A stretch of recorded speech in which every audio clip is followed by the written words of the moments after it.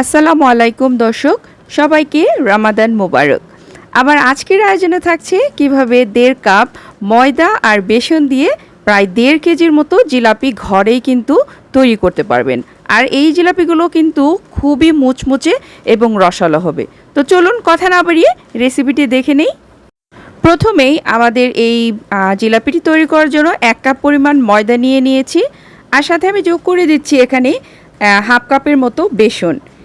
আর এখন আমি যোগ করে দেবো এখানে 1 টিস্পুনের মতো বেকিং পাউডার। যেহেতু এটা ইনস্ট্যান্ট, তাই আমাকে এখানে একটু বেকিং পাউডারটা ইউজ করতে হবে। তো আমি সম্পূর্ণ মিশ্রণটাকে ভালো মতো মিশিয়ে নিচ্ছি এবং এখানে আমার প্রয়োজন অনুপাতে এখানে পানিটা আমি এই স্প্যাচুলা দিয়ে মিশিয়ে নিচ্ছি। ঠিক এইভাবে দেখুন।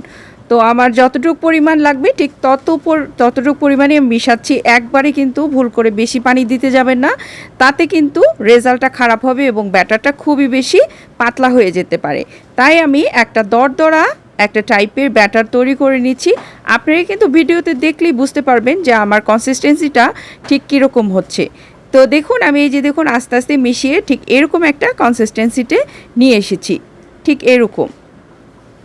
তারপরে এখন আমি এটাকে 10 মিনিটের জন্য রেস্টে রেখে দিচ্ছি। অপর পাশে আমি এই শিরাটা তৈরি করে নিচ্ছি। আর শিরাটা তৈরি করার জন্য এখানে ব্রাউন এবং সাদা যে চিনিটা আছে সেটা আমি 2 কাপ পরিমাণ নিয়ে নিয়েছি, আর সাথে আমি যোগ করে দিচ্ছি 1 কাপ পরিমাণ পানি। আর চিনির শিরাটা কিন্তু আমাদেরকে তৈরি করে নিতে হবে এমন একটা কনসিস্টেন্সি যেটা হচ্ছে খুবই বেশি একতার বা দুতার না, তবে একটা চিটচিটা শিরা আমরা কিন্তু তৈরি করব। আর আমরা অনেকেই নতুন যারা, তারা কিন্তু একটা ভুল করে থাকি। অনেকের ভিডিও দেখে কিন্তু আমরা একতার দুতারের শিরা তৈরি করে তাতে কিন্তু আপনার জিলাপিগুলো শক্ত হয়। তো এখন আমি এটার মধ্যে 1 টেবিল চামচের মতো লেমন জুস মিশিয়ে দিলাম, যাতে এই শিরাটা একটা দানাদার আর আকার না ধারণ করে, সেই জন্য। তো আমার শিরাটা অনেকখানি জাল করে নিয়েছি। এই যে দেখুন, আমি দেখাচ্ছি যে ঠিক কেমন হবে। ঠিক এরকম একটু চিটচিটা একটা শিরা হবে। তো আমার শিরাটা তৈরি হয়ে গেছে, আমি জাল বন্ধ করে দিয়েছি। এখন আমি চলে যাচ্ছি এটাকে বানানোর জন্য। একটা কেচাপের বটল নিয়ে নিয়েছি, আপনার যে কোনো কেচাপের বটল অথবা পাইপিং ব্যাগ, এটা করে কিন্তু জিলাপিগুলো তৈরি করে নিতে পারবেন। তো ব্যাটারগুলো আমি সরাসরি বোতলে ঢুকিয়ে দিচ্ছি। এখন এটাকে বন্ধ করে অপর পাশে আমি একটা ফ্রাই প্যানের ভিতরে তেল নিয়ে নিয়েছি। আর জিলাপি বানাতে গেলে যারা নতুন তারা কিন্তু ডুবো কড়াই যেরকম গর্তওয়ালা সেটাই করবেন না, কারণ যেটা গর্তওয়ালা কড়াই সেটার ভিতরে কিন্তু শেপ দিতে কষ্ট হয়। তাই চেষ্টা করবেন এরকম একটা ফ্রাই প্যান নেওয়ার জন্য। তো আমার মন মতো আমি জিলাপির প্যাচগুলো দিয়ে নিচ্ছি। অনেকেই আছেন যারা আমার থেকেও ভালো শেপ দিতে পারেন, তারা কিন্তু অবশ্যই ভালো পারেন, আমি কিন্তু অল্প কম পারি। তারপরে আমি দেখানোর চেষ্টা করছি যে জিলাপি তো একটা প্যাচ হলেই হলো। তা আমি এটাকে ভালো মতো মুচমুচে করে ভেজে নিচ্ছি এপাশ ওপাশ করে। আর এটার সাথে কিন্তু আমি কোনো কালার ব্যবহার করিনি, একদম ন্যাচারাল কালার।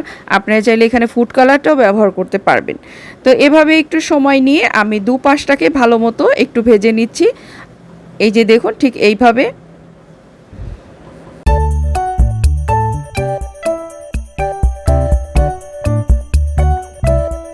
আমার জিলাপিগুলো তৈরি হয়ে গেছে। আমি একটা ঝাঁঝরিযুক্ত চামচ দিয়ে উঠিয়ে সরাসরি এই যে হালকা গরম শিরার মধ্যে দিয়ে দিলাম এবং এটাকে কিছুক্ষণের জন্য কয়েক সেকেন্ডের জন্য আমি এটাকে সোক করে নেব এবং এপাশ ওপাশ করে দুপাশে উল্টিয়ে দিব, যাতে চিনিগুলো ভালো মতো এটাকে অ্যাবজর্ব করতে পারে।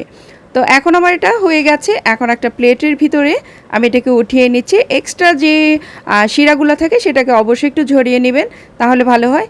এই যে দেখুন, শিরা খেয়ে কিন্তু আমার জিলাপিগুলো এত সুন্দর গ্লসি আর জুসি দেখাচ্ছে, খুবই ইয়ামি।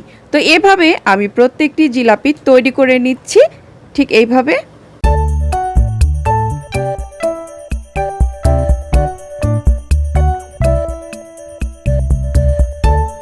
বন্ধুরা, আমার রেসিপিটি যদি আপনাদের একটু উপকার আসে, অবশ্যই আমার চ্যানেলটাকে একটু সাবস্ক্রাইব করে রাখবেন এবং যারা আমার ফেসবুক থেকে আমার এই রেসিপি দেখছেন, আমার পেজটাকে একটা ফলো দিয়ে রাখবেন। দেখুন কতটা সুন্দর মচমচে আর রসালো হয়েছে, দেখেই কিন্তু খেতে ইচ্ছে করছে, তাই না? তাহলে আর দেরি কেন, তাহলে বাসায় আজকেই তৈরি করুন এই জিলাপির রেসিপি। আর আপনারা এই 1.5 কাপ দিয়ে 1.5 কেজি জিলাপি বানিয়ে সবাইকে চমকে দিতে পারেন। দেখা হচ্ছে নেক্সট ভিডিওতে। পর্যন্ত আল্লাহ আমাদের সবাইকে ভালো